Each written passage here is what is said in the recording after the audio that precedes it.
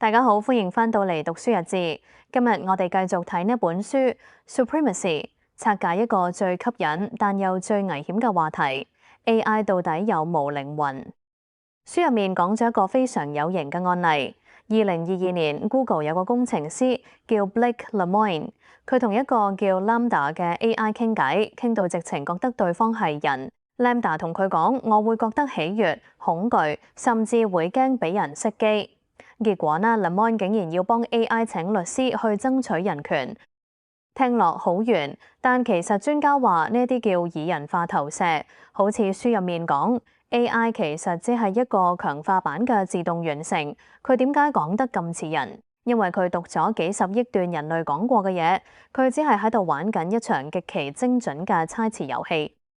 舉個例子 ，OpenAI 嘅 GPT-3 曾經被測試過，如果你輸入女人都會諗，佢可能會接一啲關於美貌或者家務嘅刻板印象。點解？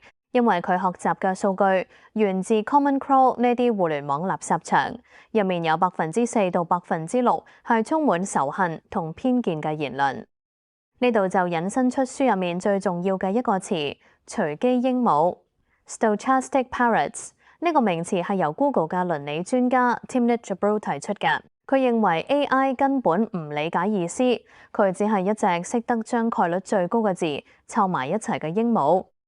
最諷刺嘅係，當呢班專家寫文提醒世人 AI 有風險嘅時候， Google 竟然叫佢哋撤回論文，最後仲炒咗佢哋。呢個就係書名 Supremacy 嘅原意。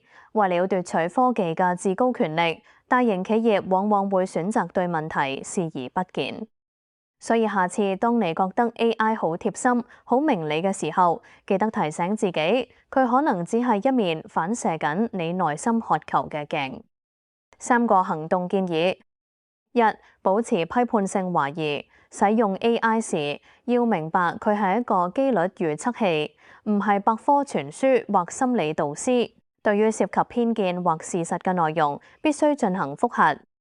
2. 拒絕過度擬人化，唔好對 AI 產生過度嘅情感依附。明白 AI 係工具，唔好將佢當成可以替代現實人際關係嘅對象。 3. 關注科技倫理，支持透明度更高嘅 AI 開發項目。當科技巨頭試圖掩蓋偏見或數據來源時，作為消費者嘅我哋應該保持警覺。多謝大家今日收聽讀書日誌。